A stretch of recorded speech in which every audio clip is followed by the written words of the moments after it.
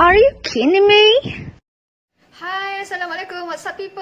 Okay, now Tommy hari ni setelah berbulan-bulan Tommy tak naikkan apa-apa dekat YouTube Tommy sebab macam-macam sebab dan kali ni Tommy nak macam mana kalau you are on dialysis macam Tommy HD tapi nak bercuti ataupun balik kampung ataupun mengembara lah orang cakap kan. So boleh ke tak? So sama ada boleh ke tak, jawapannya boleh, why not? Boleh je. Boleh. Okay, boleh je. And tapi dengan beberapa langkah, okay, sebab kita special case sikit, sebab kita kena menyambut nyawa kan, cuci darah, buat rutin kita tu seperti biasa. So, Tommy nak kongsikan macam mana Tommy tak adalah bercuti sangat. Lepas daripada MCO hari tu, Tommy laju sangat tak Tommy cakap. Lepas MCO hari tu, Tommy terus balik ke Kuantan, bercuti sambil berjumpa dengan saudara mara. Jadi ada sedikit perbezaan lah dengan bercuti sebelum daripada MCO. Sebab untuk pengetahuan anda semua, sebelum Tommy memutuskan untuk ke Kuantan, Tommy start adalah terus daripada step yang nombor 1. Okay, kalau you guys nak pergi bercuti, the first thing you need to do is you kena bagi tahu center, okay, tempat you buat dialysis tu yang you akan pergi ke tempat sekian-sekian. Okay, dalam kes Tommy akan pergi ke Kuantan tarikh sekian sampai tarikh sekian. Okay, dan dapatkan result darah terbaru korang sebab tempat dialysis yang dekat kampung tu nanti, yang you nak pergi tu nanti akan memerlukan benda tu. Okay, so diorang nak tengok lah you hepatitis negatif ke atau ada apa-apa special case ke. So that is necessary, that is compulsory, okay. So you kena bagi tahu center dan dapatkan result darah. Dan kemudian you dah dapat, you have to call. Macam Tommy kena call Kuantan. Okay, Tommy kena call Kuantan. Contoh Tommy nak buat dekat KMC for example. So Tommy call. Tapi guys, dalam kes kali ni dalam kes kali ni lepas MCO ni ada lain macam sikit. Untuk pengetahuan anda, Tommy telefon sebelum Tommy memutuskan untuk pergi tu, Tommy telefon ke 13 buah dialysis center. Okay, yang cuma satu saja center yang available. Tommy dah call semua center yang ada nombor telefonnya pada Tommy. Dan akhirnya Tommy minta tolong dekat sepupu Tommy, Iqbal. Thank you Iqbal.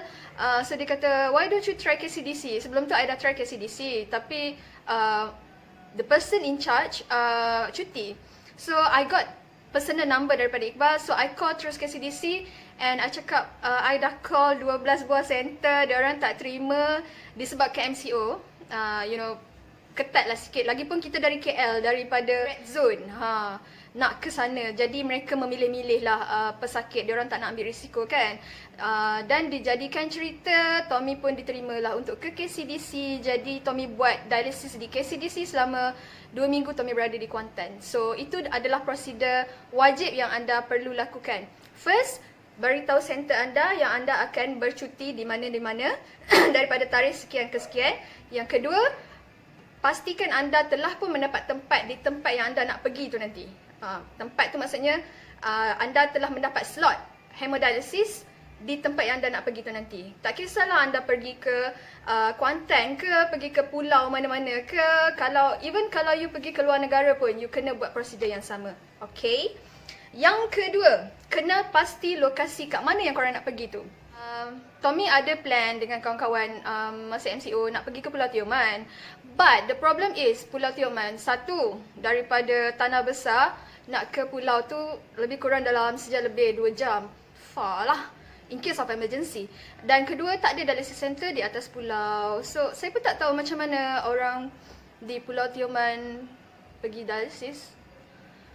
Mungkin di Mersing yang paling dekat. Dan I can't imagine the perjalanan setiap kali nak pergi dialysis daripada Tioman ke Mersing, kemudian dialysis for 4 hours and then penat dan kena balik-balik ke Pulau Tioman.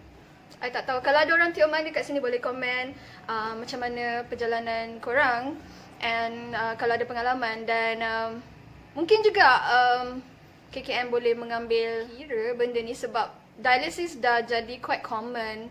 It's not a good news lah. Tapi dialysis dah jadi quite common dekat dalam masyarakat kita. So pusat dialysis perlu dibanyakkan lagi. Dan ambil kira orang berada di pulau-pulau ni. Sebab proses dialysis 4 jam tu pun dah sangat menyeksa. Bukanlah menyeksakan, I mean memenatkan.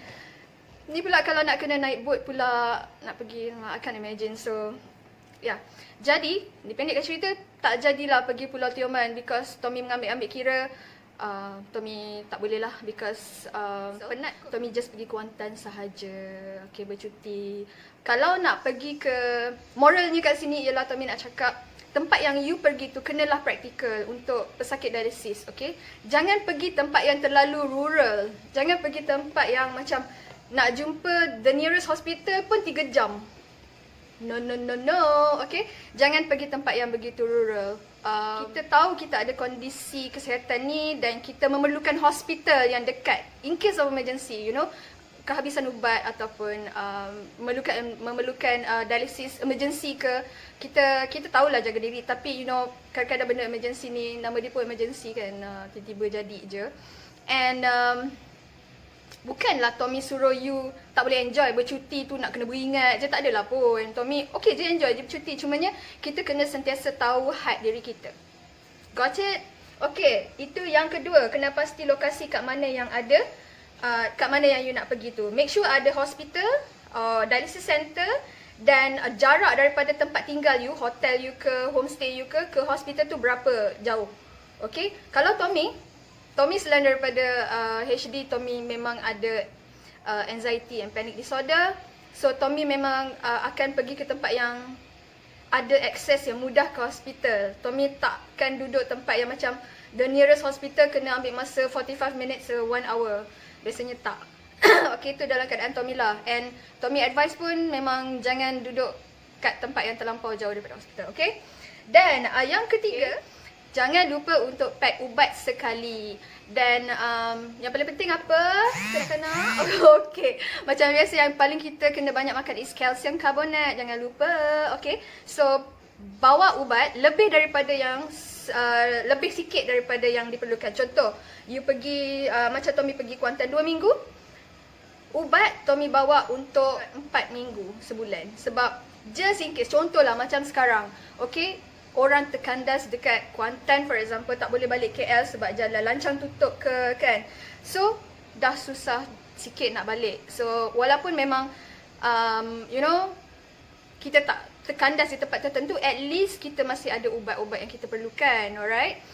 Biasalah ubat apa yang you perlukan, ubat darah tinggi ke, ubat kencing manis ke, dan apa-apa saja ubat yang anda makan. Macam Tommy perlukan ubat Ibrafole Tommy, calcium carbonate tu mesti, dan juga ubat psikiatris Tommy. Dan itu saja. Dan Tommy akan pack memang lebih daripada yang Tommy perlukan. Dan alhamdulillah so far tak menjadi masalah. Dan Tommy macam dekat Kuantan tu, Tommy dah tahu dah dekat mana yang Tommy boleh cari ubat-ubat tertentu just in case Tommy perlukan ubat yang lebih. Okay? So itu yang ketiga, sediakan ubat-ubatan lebih. Bawa, jangan lupa. Okay. Part is info pada you punya caretaker ataupun orang yang bercuti dengan anda tu. Bagi tahu siap-siap. Okay, contoh kalau you travel dengan husband ke, you travel dengan parents ke, biasanya diorang dah tahu your condition macam mana. Tapi kalau you travel dengan mungkin kawan sekolah ke yang macam dah lama gila tak jumpa, dia tahu you sakit tapi diorang mungkin tak betul-betul faham tentang sakit you. Jadi apa yang you kena buat ialah bagi tahu, okay, guys, aku nak bagi tahu aku on dialysis. So orang dialysis ni dia tak boleh macam ni, macam ni. Okay, tapi tak ada masalah kalau nak buat aktiviti macam ni. And certain time dia kena makan ubat yang ni sekian. Jadi info orang yang bersama dengan anda, info orang yang pergi bercuti dengan anda. Okay, dan bagi tahu mereka just in case of emergency. Tommy selalu fikir kat emergency. Okay, just in case of emergency apa nak buat and all that. Okay, dan supaya mereka faham keterbatasan kita dalam membuat aktiviti. Ada benda kita tak boleh buatkan, ada benda yang boleh buat. Contohlah, walaupun benda tu dekat je. Contoh macam Tommy pergi waterfall lah mana-mana dekat sini kan. Okay, orang rasa macam mandi sungai tu benda biasa je. But for me, I kena ambil kira. I tak boleh pijak atas batu yang licin sebab nanti terjatuh. Jatuh is big no-no for HD patients kan. And kalau jatuh nanti tulang boleh patah, fistula pun boleh rosak. So jangan pandai-pandai. Kalau nak mandi tu boleh, cuma you tahulah you kena duduk tepi-tepi and kena ada orang dengan you and kena ada orang yang tahu kalau emergency lagi, kalau emergency nak buat apa and all that. Okay, so boleh je enjoy tapi tahu keterbatasan. Alright. Okay, itu keempat. Yang kelima adalah macam yang Tommy cakap tadi lah, berhati-hati dalam aktiviti yang dilakukan semasa bercuti. Okay, contoh kawan-kawan nak pergi bercuti ke mana Redang. Contohlah Pulau Redang. Okay, semua benda you dah buat. Okay, contoh Pulau Redang ada HD Center. Okay, pas. Ada hospital. Okay, penginapan you dengan hospital pun dekat. And you dah info kategori, semua dah lengkap lah. Lepas tu aktiviti pula, macam diorang mungkin ada snorkeling, ada rock climbing ke apa benda. So you kena pilih-pilih. Ada aktiviti yang sangat tidak sesuai dilakukan oleh education, especially kalau macam Tommy fistula di tangan kiri, Tommy tak boleh lah rock climbing because dia memerlukan kedua-dua tangan kan. Okay, kalau kayak pun Tommy tak rasa boleh because kan kena row pakai dua tangan. And flying fox perlukan I think dua tangan juga. No, kena pegang. Kalau satu tangan boleh buat, tapi kalau takut jangan buat. Okay, Tommy suka flying fox. Okay, tapi Tommy tak sure pakai satu tangan kedua. I think satu tangan je kot.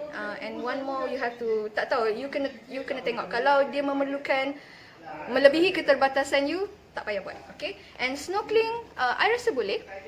Dia tak ada, bukannya satu benda yang berat. And apa lagi, kalau macam nak hiking ke, hiking boleh, no problem.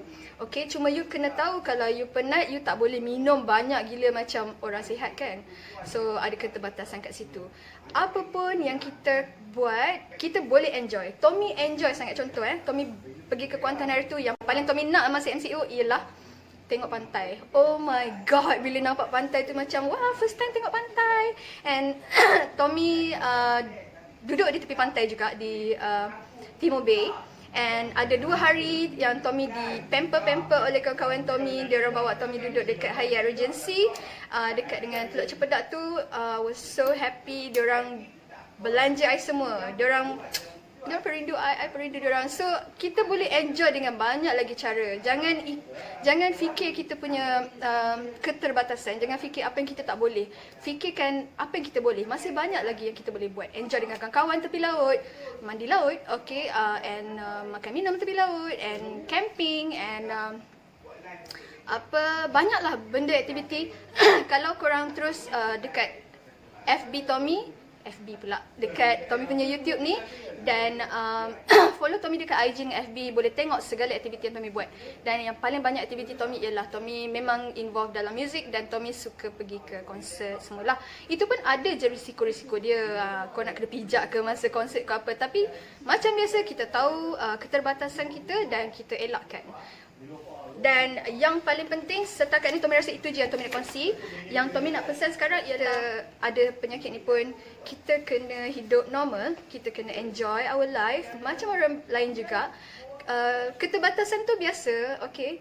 Dan contoh macam jaga makan jugalah. Kita adalah yang pantang-pantang, kita tak boleh makan, hypospace and all that. Orang sihat pun ada keterbatasan. So apa yang lain sangat, tak ada yang lain sangat pun.